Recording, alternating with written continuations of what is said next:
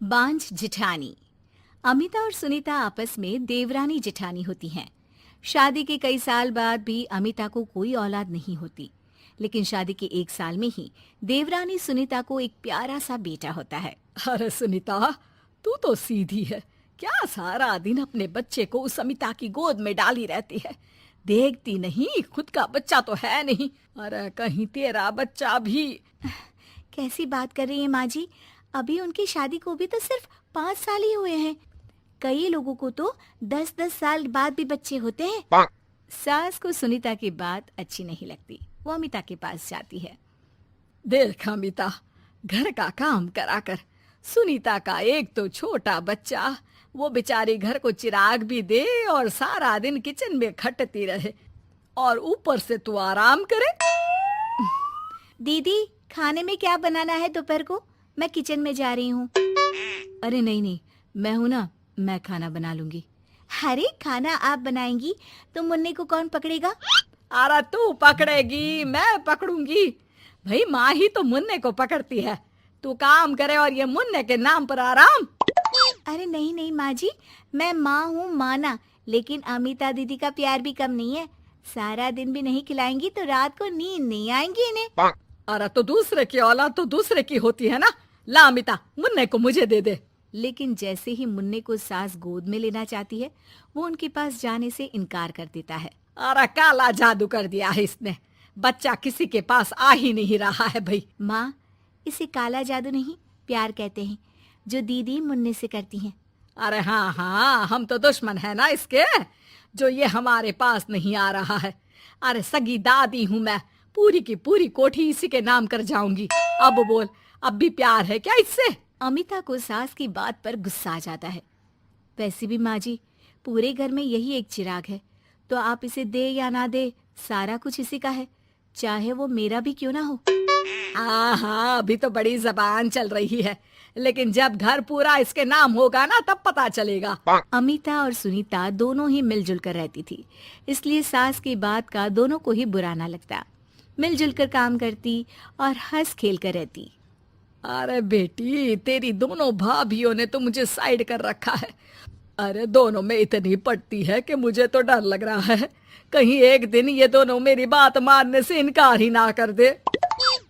अरे तो खेल खेलो और दोनों को अलग कर दो, इस पे कौन सा गणित लगाना है माँ? हाँ हाँ, ये तो है, चल देख लेती हूँ मैं। अगले दिन सास धीरे से एक लाल पेन लेकर मुन्ने के बदन में लगा देती है और लोगों को बुलाकर हंगामा करती है। अरे देखो देखो, ये क्या हो रहा है मुन्ने के शरीर में? अरे ये क्या हो गया मेरे बेटे को? मैं अभी इसे लेकर डॉक्टर के पास जा रही हूँ। अरे ना दीदी, परेशान मत हो, मैं तैयार कर देती हूँ और कैब बुला लेती हूँ, बाद में ले जाइए आप इसे। अरे बेटा, तेरा है, वो क्यों ले जाएगी? वैसे भी ये डॉक्टर का नहीं, तांत्रिक का मसला है। किसी ने मुन्ने पर जादू करने की कोशिश की है, जिससे वो मुन्ने को मार ले।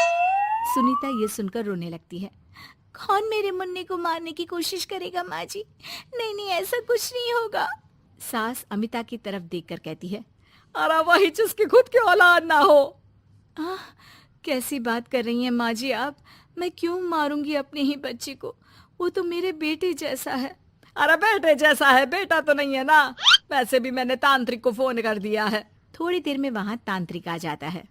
भगवान भगवान भगवान भगवान, बच्चे की जान को खतरा है, खतरा है, खतरा है। इसके ऊपर किसी बांझ औरत ने काला जादू कर रखा है, रखा है, रखा है।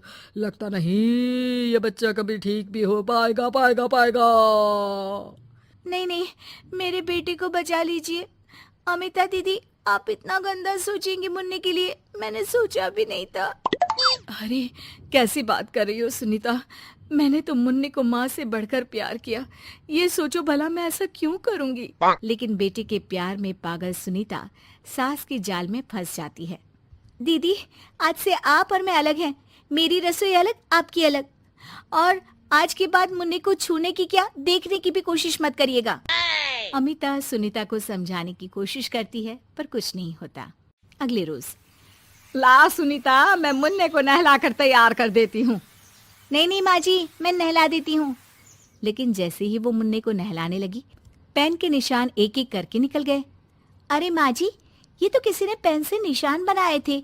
देखिए, जैसे ही मैंने मुन्ने को नहलाया सारे निकल गए। अब अरे नहीं नहीं बहू, ये तो बाबा का कमाल है कि बच्चे के ऊपर से ये साया धुल गया। लेकिन ये क्या माँ जी, मुन्ना तो रोया ही जा रहा है, न खा रहा है न दूध पी रहा है, बस चाची चाची कर रहा है। अरे इतनी जल्दी उसका भूत नहीं उतरेगा इसके सर से, मार मार कर खिला। जी माँ जी। लेकिन सुनीता का बेटा, जिसे अमिता से बेहद प्यार था, वो उसके पास जाने की जिद में ना खा रहा था ना पी रहा था। उसकी हालत बिगड़ती ही जा रही थी। हार कर एक दिन, माँ दीदी दिखाई नहीं दे रही है, क्या वो मायके चली गई है क्या? अरे क्या पता कहाँ गई, रुक बड़कू से पूछती हूँ। ए अमिता कहाँ है? माँ जल्दी पता करिए ना, दीदी कहाँ है? मुन्ने की हालत दीदी के लिए खराब होती जा रही है। सुनीता मुन्ने को लेकर नीचे अमिता के पास जाती है। अमिता बिस्तर पर पड़ी होती है। वो कमजोर सी दिखती है। बड़ी आराम से सो रही हैं आप, यहाँ मुन्ने की तबीयत खराब हो रही है। वो जैसे ही अमिता को छूती है, अरे दीदी ये क्या हो गया? आपकी तबीयत तो काफी खराब है। मुन्ने के बिना मैं नहीं रह सकती सुनीता, मैं उसके बिना नहीं रह सकती। मैं कसम खा कर कहती हूँ, मैंने मुन्ने को मारने की ऐसी कोई कोशिश नहीं की।